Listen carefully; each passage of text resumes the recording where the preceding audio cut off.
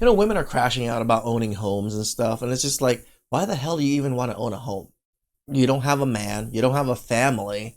It's actually probably going to be better if you just rent it for the rest of your life. But now you want to own a home because you want to be so strong and independent and have all this status as a homeowner, but yet you're going to be struggling and miserable.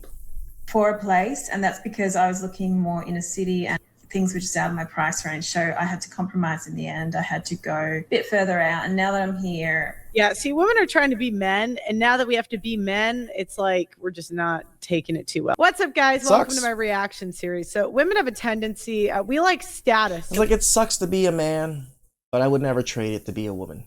We care about being popular and cool. And the problem with that is it makes us make terrible choices all the time. As a woman, you really should know this about yourself. Like buying that Birkin because it's $5,000, $10,000. What does it really do for you other than signal to other women that you are financially irresponsible? Do I want to make this choice or do I want it to look cool? Anyways, one of the ways that we mess up our lives is buying things we can't afford, including houses. So many women are getting their houses foreclosed on because they can't afford it. I don't know how to do math. So anyways, these women are finding out that owning a house kind of sucks. Before we start, make sure you go into the link in the description. There's a Google form there. If you can, please fill it out. We want to do events in your city, but I need to collect like 1,000 to 2,000 emails. So fill it out for me. Thank you. My third refrigerator purchase of the year. Hi, I'm Lucy. Welcome back to my series of the harsh realities of being a homeowner. Being a landlord seems glorified by these finance gurus, real estate gurus, but the reality is that you are dealing with a lot of issues. Seems really fun and all until it's not. Had to deal with being a homeowner for the past 5-6 years and being a landlord for the past 4 to 5 years of my life. Been seeing a lot of issues that come up and honestly has taken me for a crazy ride. I've had to deal with many issues around the house, from the AC being broken, water heater being broken, to refrigerators needing replaced, washing machines, ovens, dishwashers, like the list will go on. I'm a big... Yeah, in the house that I'm renting right now, I had to replace the dryer with my own dryer just because their dryer was like fucking up with my clothes. It was like putting holes in my shirts and stuff. And I was like raging over it, so I had to replace that. But other than that, the AC went down one day and I called my landlord. He took care of it. I have a wonderful landlord. Anything that goes wrong, I call him up, he fixes it immediately or sends somebody over immediately. And as a person that understands that, I appreciate it because it costs these people money to send people this quick. All right, it costs these people money to maintain a lot of these things for you too, and I appreciate it. Well, when they do it in a very timely manner, especially the AC on a hot day. Buyer of these appliances at Home Depot and Lowe's, and my learning from all this is to always have protection. I am appliance, you think, oh, what are the chances of it breaking? There is actually a lot of chances for it to break, especially if you have tenants in the house and they're maybe not fully taking care of the appliances. Not theirs, right? It's not their home, it's not their appliance, they didn't pay for it. So what is the likelihood of them taking care? This is why good tenants are so important. My landlord loves me. I had a lease with him and he was supposed to raise the lease after the second year. He ended up just keeping it the same because he's like, I like you. You're super easy to deal with. You don't constantly bug me about stuff, and you take care of the house. So I'm like, okay, cool, perfect. I don't have to pay a little extra this year. Or everything, landlord. Yeah, you that's will be the problem with renting is you just aren't. We're in such a rental economy. Yeah. That there's no incentive for people to take care of things and build things that last, including marriage and relationships, but also appliances. If it's not yours, who cares? One to have to pay. I always care. This is how I was raised, right? Is when it's not yours, you use it as if it was yours, or you return it better than when you received it, in a sense. So if you borrowed a car, you return it nice, clean, and washed for them. That type of thing. Fix it and to get it replaced. So many replacements that I have lost track of how many things I have purchased. And sometimes I question, do I, fix it? Do I pay someone to fix it? Or do I just replace it with a brand new one? But then a brand new one could also come with issues of itself. Or you just have to think about what's the best thing for your tenants and for your house in the long run. And financially, what makes sense? Well, you have to decide that I can't be buying refrigerators every 6 months, but that's reality of being a landlord. You have to. What? Every 6 months? What kind of refrigerators you be buying? To deal with some of these circumstances. Being a tenant, we have it easy. Like, I'm also a tenant right now. I have a broken refrigerator or a broken dishwasher. I go to my management company. They will deal with it. And sometimes it's nice not having to deal with some of these issues. It is. It's constantly a drag for me. Yeah. This is why I like renting, you know? It's nice to not have to deal with it myself. Like, tell you the truth. Like, I don't want to have to go find an AC guy and then find a good... like, the landlord already knows these people. He already has people in his... I guess Rolodex is what you would call it.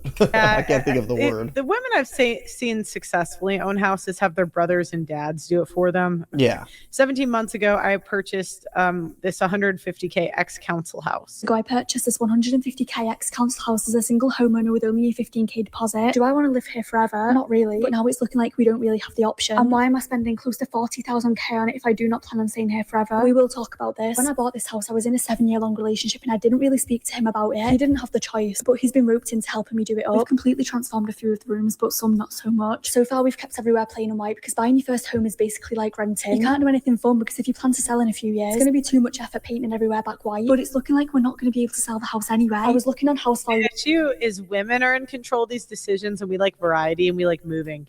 Yeah. Men like routine and structure. They stay in. Yeah, we like stable housing where women like to move around because the environment's not as cool anymore. The same place for 20 years. Women always want to leave. Websites, and it turns out that the house hasn't gone up in value whatsoever. Best case scenario, we sell the house for profit and start renovating a bigger house. Worst case scenario, we've wasted 190K and can't afford to move anywhere else. Listen guys, I never ask for money, I never ask for donations. All that I ask is if you got this far into the video, please interact. We don't do these often, but my last one got 12 million views. And that really did help. We made about 3K. Even the emotional support helped so much. You're going to be helping a stranger online reach her dreams and it only takes 60 seconds. And I believe in good and bad karma. So make sure to interact specifically from the bottom up and follow along for more real 12 time. mil made 3K. Else you got. It's pretty good. Y'all, I am so fucking over this homeowner shit. Tell me why. I haven't had any issues in my condo for the last 9 months that I've lived there. Okay. I fly home to visit my family for a week. It's my first day here. And I get a call this morning. My downstairs neighbor calls me, hey, don't know what's going on. But there's water coming in through my kitchen, leaking behind my cabinets. I can hear it dripping. I don't know where it's coming from. I'm not home. Luckily, my boyfriend. Okay, casual. I don't even know how many hours later since I tried to record that. Condo people. It's not my responsibility to identify where this leak is coming from. I hired a plumber. They came out to my unit. Of course, I'm not there. They couldn't find any trace of water damage, moisture, a leak in my unit. They would need to go downstairs into my neighbor's unit, tear into the wall to identify where the leak is coming from. That's not my responsibility, right? Like, she needs to call a plumber and have them identify the leak. And if it is coming from my pipes or whatever, and it is my responsibility, then of course I will. I actually don't know how repair this one that. works. Why is she expecting me to hire a plumber to go into her unit to cut into her walls to identify this leak? Why am I paying for that? And of course it's on a long fucking weekend when property management office is fucking closed. So they're not helping me. She's not helping. What the fuck? What's the... Yeah, again, there's a lot of issues with tenants not leaving, tenants not taking care of your stuff. I don't know. I don't think I could ever do rentals. It's a difficult thing to deal with. My best friend has a rental in Chicago, and he only rents to like a little bit higher affluent people, and it seems okay, but that's because he really only rents to higher affluent people with really high credit scores and really good careers. Talk about homeowner regret. Now that I'm in the market, I don't think I made a great choice. And now I'm stuck for at least probably 5 years here. Otherwise, I'll be losing money. Like, I thought this apartment was like a turnkey apartment. It's not a turnkey apartment. My dishwasher went. Like, I don't have a cooktop. Just got a plug-in hot plate. I've got to replace the oven because there's no numbers on there and it's sort of stuck.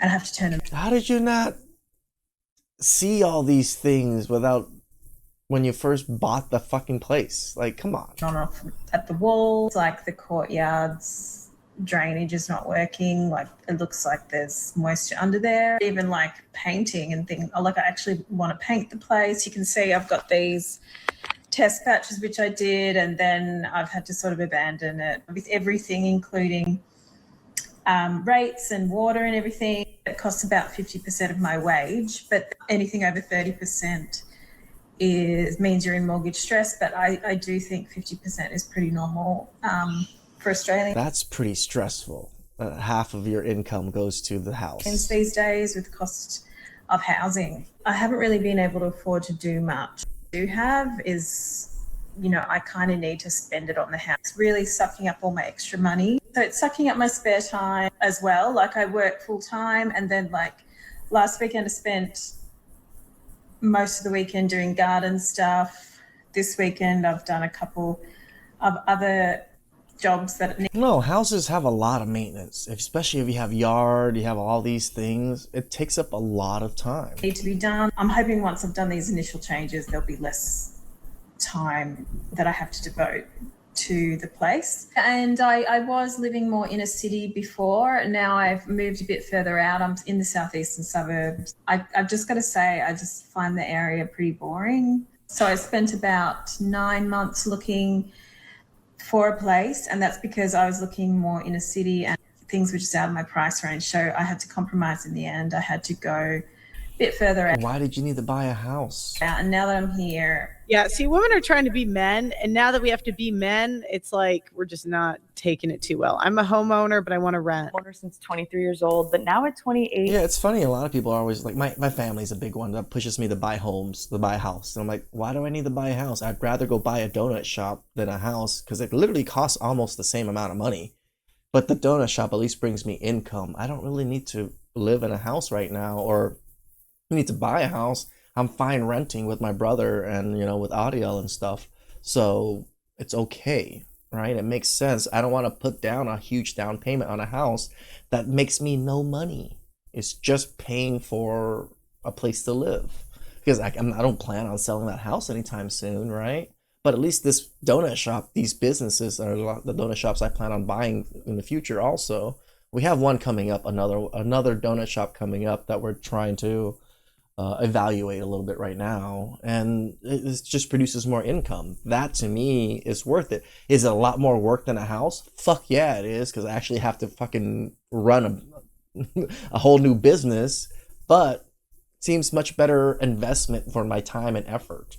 I'd rather be a renter. Here's a few reasons why. First is I'm just craving a change of environment, but as a homeowner, I feel extremely stuck. I bought this house as an She was, like Pearl said, women like to move around. They do not like staying in one place for too long. investment when rates were stupid low. So my mortgage is cheaper than the rents of places that I would want to live in. I have to constantly weigh the financial decision of, do I sell my home? Do I rent my home? Do I buy a different home? And deal with all the costs and headaches that come with that decision. The second is the luxury amenities. This is something that I have really missed out on because I've only rented an apartment for 2 years, and it wasn't an apartment with amenities because I was cheap, and it was because when it's one person, you don't need all that space.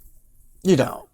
So during COVID. So yeah, I have a 5-bedroom house that I'm renting right now, but I have this studio. I have 2 studio rooms. I have a guest bedroom because my best friend comes from San Diego to come help take care of the donut shop every so often.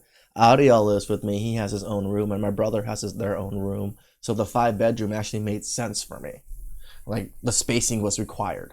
There was really nothing going on. And there's something so cool and convenient about having all the things. He wants to be in the party that you would normally have to travel to or schedule just under one roof. Number 3 is the walkability. Apartments are usually in very desirable, walkable, and just whimsy areas that are close to the restaurants and activities and running trips. She's very young and hipster-like. Young hipsters very like the walkability of like neighborhood things being around them. I've noticed that. And parks. And because buying a home in those whimsy city centers cost you an arm and a leg, I do not live in one of those places. I either have to drive to places or continuously walk around my block over and over again, or I have to brave it across one of the most dangerous expressways to get to places that are miles away. And none of that sounds fun to me. I'm curious, if you're someone who went from owning your home to now renting, what did that decision look like? And does your life feel extremely better? Because I'm deeply considering renting, but just don't know how to approach it. I've been a homeowner. Yeah. What would you guys tell her to do? Give her some fatherly advice in the comments. Rent your home. I would tell her to put it up for rent. You know, hopefully you can subsidize enough of it to at least to where you don't have to pay anything extra. That would be the best way to go about it. If you can make a little bit of money off of it, great. If not, balancing out is okay also, in my opinion, if you really don't like living there. Home and have that pay your rent somewhere else. Oh, that's smart. All right, guys. I can only tell you the down the line benefit. We dumped everything in when rates were low, and now at 49, we sold and bought something mortgage free at retirement. It's amazing to have freedom and travel to do what we want with no monthly costs. It was daunting at the time, but I'm glad we did what we did. Yeah, that's the thing though. She wants to party when she's young because it probably gets her a better chance at getting a hot guy. You know, they always go at women for being outside, but it's like you don't meet your husband inside. I'll tell you that.